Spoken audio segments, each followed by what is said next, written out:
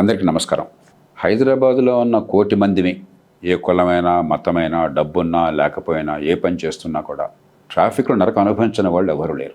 కాలం వృధా అవుతోంది, డబ్బు పోతోంది, పొల్యూషన్కి గురవుతున్నాం, మనసు చికాకు అవుతోంది. ప్రతిరోజు పని మొదలెట్టేప్పుడు లేకపోతే పని అయ్యాక ఇంటికి వెళ్ళేప్పుడు మనకు నరకమే, బాధే, కన్నీళ్ళే. కానీ ఇది చాలా తేలిగ్గా పరిష్కారం చేయొచ్చు. సమస్యల్ని వర్ణించడమే కాకుండా పరిష్కారం వైపుకి వెళ్ళాలి. అందుకే మే 21వ తేదీన సాయంత్రం 5 గంటల నుంచి టౌన్ హాల్, అంటే పౌరులంతా కూర్చుని కేవలం సమస్య వర్ణించడం కాకుండా చర్చించుకోవటం, పరిష్కారాలను అన్వేషించడం, నిర్దిష్టమైన పరిష్కారాలను వెతకటం. దయచేసి అందరూ పాలు పంచుకోండి. ముఖ్యంగా యువత, మహిళలు పాలు పంచుకోండి. హైదరాబాద్ నగరంలో ఆర్టీసీ బస్సుల్లో 73% మహిళలు ప్రయాణం చేస్తున్నారు. అలాంటప్పుడు మహిళల భాగస్వామ్యం కావాలి. బహిరంగ చర్చలో కానీ, విధానాల రూపకల్పనలో కానీ. లేకపోతే మన జీవితాలు ఎప్పుడు బాగుపడవు. ట్రాఫిక్ చాలా కీలకమైంది.